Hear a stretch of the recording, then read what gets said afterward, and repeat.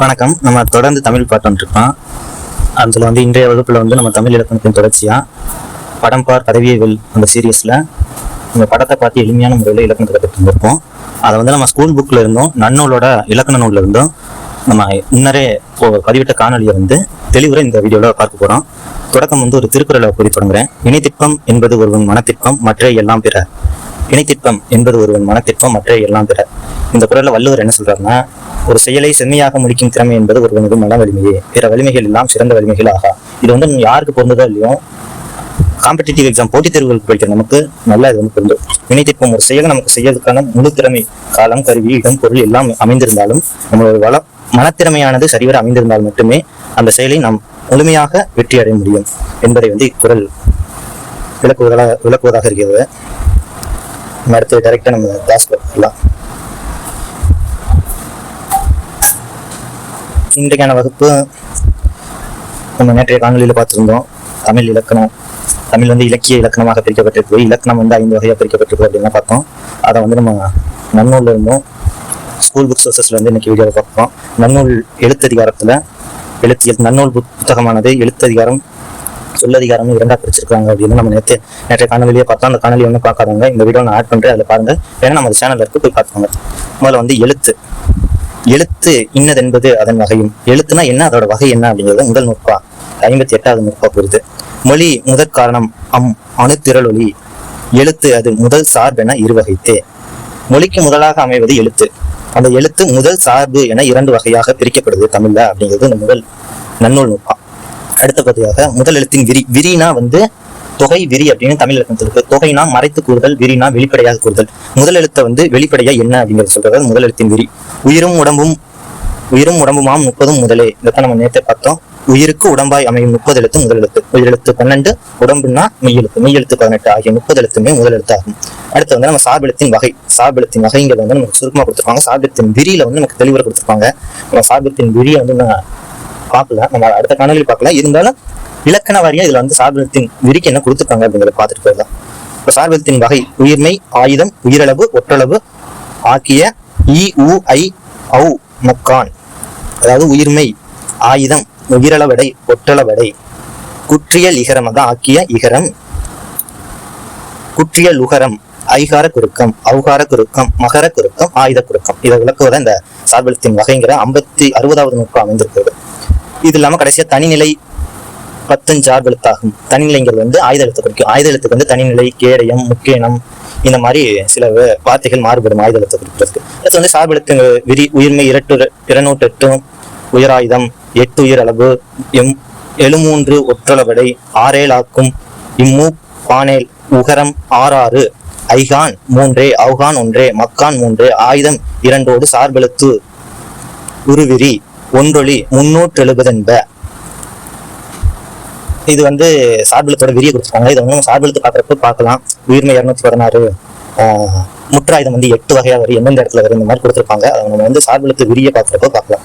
நம்ம அடுத்து டைரக்டா ஸ்கூல் புக்ல போகலாம். ஸ்கூல் புக்ல நான் 6th புக்கும் 10th புக்கும் 8th புக்கும் தெரியல, 2 புக்லயுமே இந்த சோர்ஸ் நம்ம இது வரைக்கும் எடுத்தது நம்ம அதை எடுத்து கொடுத்துருக்கேன். தமிழ் எழுத்துக்களின் வகையும் தொகையும் அப்படிங்கிற பாடம். உலகில் உள்ள ஒவ்வொரு பொருளையும் மனிதன் உற்று நோக்கினான், அவற்றின் இயல்பை அறிந்து கொண்டான். இவ்வாறே மொழியையும் ஆழ்ந்து கவனித்தான். மொழியை எவ்வாறு பேசுவோம் எழுதவும் வேண்டும் என்பதை வரையறை செய்தான். அந்த வரையறைகளை இலக்கணம் எனப்படுது. ஆமா, ஒரு மொழியை உருவாக்கி, மொழிங்கிறது பரிமாற்ற கருவி, அதை எவ்வாறு பயன்படுத்தணும் அப்படிங்கிறதுக்காக கொண்டு வந்தது இலக்கணம். அதனாலதான் தமிழ்ல எழுத்தை எவ்வாறு எழுதணும், சொல்லை எவ்வாறு எழுதணும், எழுத்தையும் சொல்லையும் வைத்து வரக்கூடிய பொருளை எவ்வாறு பொருள்பட கூறணும், அந்த பொருளை நம்ம செய்யுளா வலிக்கும் போது அது எப்படி கட்டணும், யாப்பாக பிரிக்கணும், அதுக்கு எப்படி அழகு சேர்க்கணும், மணியாக வரணும் அப்படிங்கிறத 5 இலக்கணமா தமிழ் இலக்கணம் சொல்லுது. கீழே கொடுத்துருக்காங்க தமிழ் இலக்கணத்தின் வகைகள் 5: எழுத்து இலக்கணம், சொல் இலக்கணம், பொருள் இலக்கணம், யாப்பு இலக்கணம், மணி இலக்கணம். இதை நம்ம அந்த படம் பதவியல் சீரீஸ்ல 5 குல ஆறுமுகம் அப்படிங்கிற டாபிக்ல இந்த 5 இலக்கணத்தை பார்த்தோம். எழுத்து, சொல், பொருள், யாப்பு, அணி. தமிழ் இலக்கணத்தின் 5 வகை: எழுத்து இலக்கணம், சொல் இலக்கணம், பொருள் இலக்கணம், யாப்பு இலக்கணம், மணி இலக்கணம். நமக்கு தமிழ் கிடைத்த முதல் இலக்கணமும் தொல்காப்பியம். எழுத்துனா என்ன? ஒளி வடிவமாக எழுதப்படுவதும் வரி வடிவமாக எழுதப்படுவதும் எழுத்து எனப்படும். நம்ம கேட்டு அதை எழுதுற ஒளி வடிவமா நம்ம கைப்பட எழுதுறோம், இல்ல வரி வடிவமா எழுதுறது, ரெண்டுமே எழுத்து அப்படிங்கிறாங்க. உயிரெழுத்து: உயிருக்கு முதன்மையானது காற்று. உயிரெழுத்து எதுல இருந்து வெளிப்படுதுன்னா காற்று வெளிப்படுதுல இருந்து உயிரெழுத்து 12 வெளிப்படுது. இயல்பாக காற்று வெளிப்படும் போது உயிரெழுத்துக்கள் பிறக்கின்றன. வாயை திறத்தல், உதடுகளை விரித்தல், உதடுகளை குவித்தல் ஆகிய எளிய செயல்பாடுகளால் ஆ முதல் ஔ வரை 12 உயிர் எழுத்துக்களும் பிறக்கின்றன. நம்ம வந்து இதை பிறப்பு அப்படிங்கிற இலக்கணத்துல பார்ப்போம், ஒவ்வொரு எழுத்து எப்படி பிறக்குதுன்னு.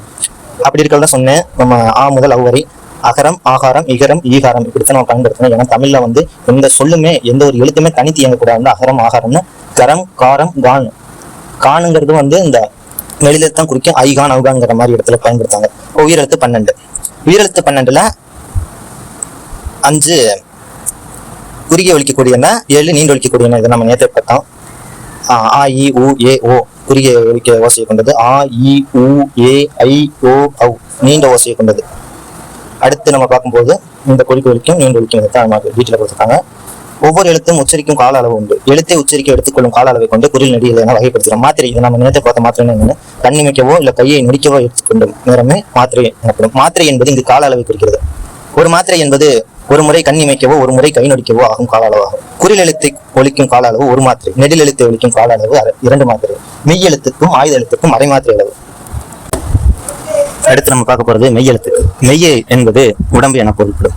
மெய்யெழுத்துக்கள் ஒலிக்கும் உடல் இயக்கத்தின் பங்கு இன்றியமையாது. மெய்யெழுத்துக்கள் ஒலிக்க வந்து உடல் இயக்கத்தின் பங்கு என்பது இன்றியமையாத ஒன்று. இக்கு முதல் இன்ன வரை ஆகிய 18 மெய்யெழுத்துக்கள் ஆகும். இதை நம்ம நேற்று பார்த்தோம். அதை வந்து மூவினமா பிரிச்சிருப்பாங்க, வல்லினம் மெல்லினம் இடையினம் அப்படின்னு. அந்த காணொலியை நீங்க என்ன பார்க்கலன்னா தயவு செய்து அதை பார்த்துட்டு இதை பாருங்க, பற்றி புரியும். வல்லினம் கசர தவிர வன்மையாக ஒலிக்கக்கூடியது. மெல்லினம் மெனன நமன இடையினம் எரள வளல, இது வன்மையாக மார்பை இடமாக கொண்டும், மெல்லினம் மூக்கினை இடமாக கொண்டும், இடையினம் கழுத்து பகுதியை இடமாக கொண்டும் ஒலிக்கும். மெய்யெழுத்துக்களின் கால அளவு வந்து அரை மாத்திரை அளவு மெய்யெழுத்துக்களின் கால அளவு. வல்லினத்திற்கு மெல்லினம் இனவெழுத்தாகவும் மெல்லினத்திற்கு வல்லினம் இனவெழுத்தாகவும் அமையும். இடையினம் வந்து தனித்து இயங்கக்கூடியது, அதுக்கு இனவெழுத்து கிடையாது. நம்ம இனவெழுத்துங்கிறது தனி ஒரு டாபிக்கா பார்ப்போம். ஏன்னா உயிரெழுத்துக்கள் வந்து நெடிலுக்கு குறிலும் குறிலுக்கு நெடிலும் இனவெழுத்தாக அமையும். இருந்த போதும் அவ்வுக்கும் ஐயுக்கும் வந்து ஐக்கு ஈவும் அவ்வுக்கு ஊவும் இனவெழுத்தாக அமையும். அது எப்படி அமையுது அப்படிங்கிறத நம்ம இனவெழுத்துங்கிற டாபிக்ல பார்க்கலாம். இப்போ மெய் எழுத்துனா என்னன்னு பார்த்தாச்சு. அதை இதெல்லாம் தான் கொடுத்துருக்காங்க. கசடத்தை பிறங்கிறது வன்மையா வைக்கக்கூடியது, என்னென்ன நம்மங்கிறது மென்மையா வைக்கக்கூடியது, எரள வரலாங்கிறது வன்மையும் இல்லாமல் மென்மையும் இல்லாமல் இரண்டுக்கும் இடைப்பட்டு ஒழிக்கக்கூடியதுனால இது இடையின எழுத்துக்கள். அடுத்து இதில் நமக்கு உயிர்மை எழுத்தும் ஆயுத எழுத்து சார்பெழுத்துக்களை கொடுத்துருக்காங்க. இதை நம்ம சார்பெழுத்து பார்க்குறப்ப விளக்கம் வைப்போம். ஏன்னா உயிர்மைங்கிறது எல்லாத்துக்கும் தெரியும், உயிர் மையம் என்ன ஏதாவது பிறக்குதுன்னு. ஆனால் வந்து அதுக்கு ஒளி வடிவமாக எது வருது வரி வடிவமாக எது வருதுன்னு தெளிவாக பார்க்கணும். ஒளி வடிவமாக வந்து உயிரெழுத்துக்கள் பிறக்கும், வரி வடிவமாக வந்து மெய் எழுத்துக்கள் பிறக்கும். அதனால் உயிர்மை எழுத்துனா என்ன, ஆயுத எழுத்துக்கு வந்து அரை மாத்திரை இருக்குது. அதை மட்டும் இதுல இருந்து தெரிஞ்சுக்கலாம். மற்றபடி அதுக்கு வேறு பேர்கள் இருக்குது, அதெல்லாம் நம்ம வந்து பின்னாடி பார்ப்போம். கீழே வந்து இந்த மாத்திரை அளவு கண்டுபிடிக்கிறதுக்கு ஒரு இது கொடுத்துருக்காங்க. கபிலர் அப்படிங்கிறது வந்து காங்கிறது வந்து குறில் எழுத்து ஒரு மாத்திரை, பி அப்படிங்கிறது குறில் எழுத்து ஒரு மாத்திரை, இல்லை ஒரு மாத்திரை அளவு, இரு அப்படிங்கிறது மெய் எழுத்து அரை மாத்திரை, ஆக மொத்தம் 3 மாத்திரை அளவு. இந்த மாதிரி இது குற்றியலுக்கரம் குற்றியலிகரத்திற்கு வரும். நம்ம வந்து சார்பெழுத்துக்கு பார்க்கலாம். அடுத்த பாடம் வந்து முதல் எழுத்தும் சார்பெழுத்தும். இதுல வந்து முதல் எழுத்துனா என்ன அப்படின்னு விவரிச்சுட்டு, சார்பெழுத்துனா என்ன அதோட வகைகளை விவரிச்சுட்டு, இதுலேயே வந்து உயிர்மை ஆயுதத்தை விளக்கம் கொடுத்துருக்காங்க. நம்ம அந்த உயிர்மை ஆயுதத்தை தனியாக பார்ப்போம். இப்போ வந்து முதல் எழுத்து சார்பெழுத்தை மட்டும் இந்த காணொலியில் பார்ப்போம்.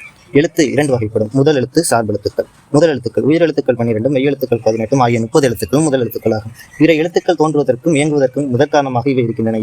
இவற்றை முதல் எழுத்துக்கள் என்பர். தமிழ்ல முதல் எழுத்துக்களை வச்சுதான் பிற எழுத்துக்கள் தோன்றுது. அதனால உயிர் மையம் இணைந்து உயிர்மை எழுத்துக்கள் தோன்றுன. உயிர்மை எழுத்துக்கள் வந்து சார்பெழுத்துல 10 வகையா வந்துடும் அப்படிங்கிறாங்க. முதல் எழுத்துக்கள் சார்பெழுத்துக்கள். முதல் எழுத்துக்களை சார்ந்து வரும் எழுத்துக்கள் சார்பெழுத்துக்கள். இவை 10 வகைப்படுங்கிறத நம்ம நேற்று பார்த்தோம். உயிர்மை, ஆயுதம், உயிரளவு, ஒற்றளவு, குற்றியலுகரம், குற்றியலிகரம், ஐகார பெருக்கம், அவுகார பெருக்கம், மகர பெருக்கம், ஆயுத பெருக்கம். இது 10 வந்து சார்பெழுத்துக்களின் வகைகள். இதை வந்து நம்ம புக்கை வச்சு தெரிஞ்சுக்கணுங்கிறதுக்காக இந்த காணொலி. மற்றபடி நீங்கள் அந்த காணொலி பார்த்தீங்கன்னாலே அது உங்களுக்கு போதுமானதாக இருக்கும். அதில் கொடுத்த நான் டீட்டெயில் இதில் கொடுத்துருக்காங்க. இது வந்து எக்ஸ்ட்ரா கொடுக்க ஸ்கூல் புக்கில் இருக்கிற கண்டென்ட் நம்ம கவர் பண்ணணும். அதுக்காக நம்ம பண்ணிட்டு இருக்கோம். அடுத்த காணொலியில் வந்து நம்ம சார்பெழுத்த எஃபிஷியண்டாக ஃபுல்லாக பார்க்கலாம். தமிழுங்கிறது இவ்வளோ தான் அப்படின்னு நம்ம சொல்லிட முடியாது. அது வந்து ஒரு கடல் மாதிரி முடிக்கவே இயலாதது தான் தமிழ். படிச்சுக்கிட்டே இருக்கணும்னு தான் தோணும். அதனால் தமிழ் வந்து தேன் போன்ற இனிமையானது. நம்ம தொட்டமாக போய்கிட்டே தான் இருக்கும். அதனால் நம்ம தேவையான கண்டென்ட் மட்டும் நான் உங்களுக்கு ஈஸியாக கொண்டு கொடுக்குறேன். இந்த காணொலியை பார்ப்பதுக்கு முன்னாடி அந்த படம் பார் பதவியவியல் காணொலி பார்க்கலன்னா அதை நீங்கள் பார்த்துட்டு இதை பாருங்க. இன்னும் உங்களுக்கு ஈஸியாக கன்வீனியன்ட்டாக இருக்குது.